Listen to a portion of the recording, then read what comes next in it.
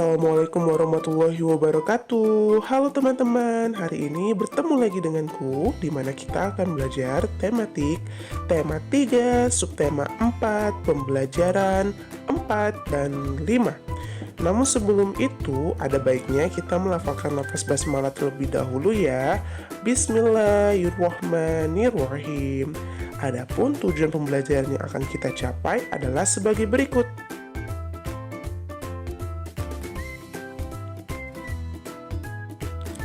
Nah, agar tujuan pembelajarannya bisa tercapai dengan baik, teman-teman harus mendengarkan penjelasan dariku ya. Pada pembelajaran sebelumnya, teman-teman sudah mempelajari tentang persamaan arti kata. Nah, sekarang kira-kira teman-teman masih ingat tidak apa saja persamaan kata yang sudah teman-teman pelajari? Jadi, kemarin kita sudah mempelajari nih tentang kata tanah air yang ternyata memiliki arti yang sama dengan tempat kelahiran, ataupun dengan kata bersatu yang memiliki arti sama dengan berkumpul atau berkelompok. Hari ini, aku ingin mengajak teman-teman untuk mencari persamaan kata lagi pada bacaan yang nanti akan aku tunjukkan. Atau teman-teman dapat membuka bacaannya di halaman 80. Nah, dibaca terlebih dahulu ya.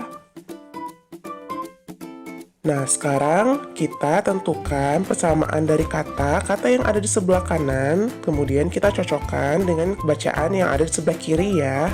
Yang pertama ada kata penduduk. Nah, kira-kira penduduk ini sama artinya dengan kata apa? Penduduk sama artinya dengan warga. Kemudian yang kedua, sama berat. Kira-kira sama dengan kata apa ya? Sama berat sama artinya dengan kata adil. Kemudian ada kata tanah terbuka. Teman-teman bisa menebak tidak? Kira-kira tanah terbuka ini sama dengan apa persamaan katanya?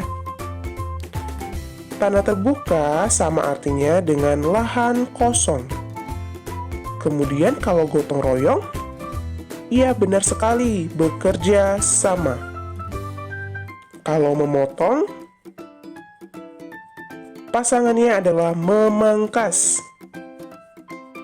Dan yang terakhir, pekerjaan. Sama artinya dengan tugas. Wah, ternyata teman-teman sudah bisa menyocokkan arti kata dengan kata yang tepat.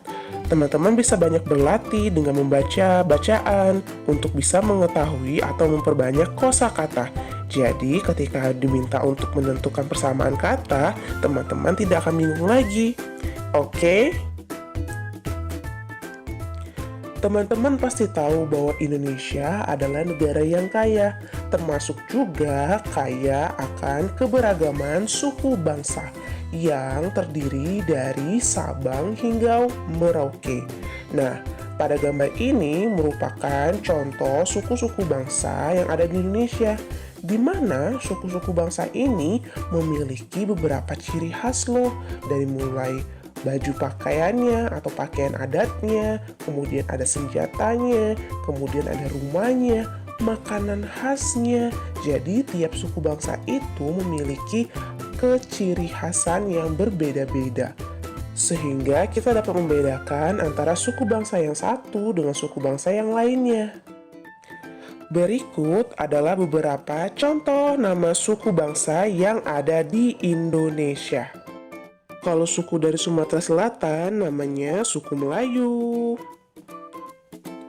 Kalau dari gambar berikut ini, teman-teman bisa menentukan tidak yang mana merupakan suku dari Sumatera Selatan. Ya, benar sekali. Gambar ini merupakan suku dari Sumatera Selatan. Teman-teman buka bukunya halaman 81 dan kita akan menentukan dari mana asal Dedi, Jonas, dan Made. Dari bajunya, Dedi berasal dari suku Jawa.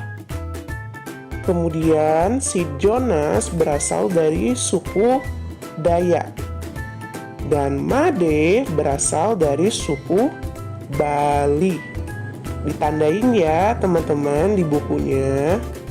Pada pembelajaran sebelumnya, kita sudah mempelajari tentang menentukan kesetaraan nilai mata uang. Nah, sekarang aku ingin mengajak teman-teman untuk kembali berlatih bagaimana cara menentukan kesetaraan beberapa nilai pecahan uang. Nah, kita kerjakan bersama-sama ya, latihan di halaman 82. Yang pertama ada uang Rp3.500. Nah, seandainya aku menggunakan uang 1.000, artinya 1.000-nya itu untuk mencapai 3.500 ada berapa?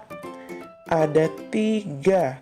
Kemudian 500-nya berarti ada 1. Kemudian aku juga bisa membuat uang 3.500 ini dengan menggunakan uang 2.001, 1.001, dan 500-nya 1. Kemudian aku juga bisa membuat uang 3.500-nya ini dari 2 uang 1.000 dan 500-nya ada 3. Nah, teman-teman bisa mencontoh ini untuk mengerjakan nomor 2 dan 3 ya. Selanjutnya, aku akan memberitahu kalian tentang langkah-langkah menulis cerita berdasarkan gambar. Jadi yang pertama, amatilah gambar dengan seksama. Yang kedua, tulislah kalimat-kalimat yang sesuai dengan gambar. Dan yang ketiga, susunlah kalimat-kalimat tersebut menjadi cerita yang padu. Jadi yang pertama kalian amati, kemudian membuat kalimat, dan menyusun kalimat-kalimat tersebut menjadi suatu cerita yang padu. Bagaimana? Teman-teman sudah paham kan tentang langkah-langkah menulis cerita berdasarkan gambar? Dan yang terakhir yang kita pelajari hari ini adalah tentang keberagaman usia di lingkungan sekitar, di mana terdapat pengelompokannya yang dibagi menjadi 3. Yang pertama, usia 0 sampai 12 tahun disebut anak-anak. Usia 13 sampai 17 tahun disebut remaja, dan usia 18 ke atas disebut dewasa. Supaya bisa tahu tentang perbedaannya atau pengelompokannya, teman-teman mengisi tabel usia anggota keluarga ya di halaman 84.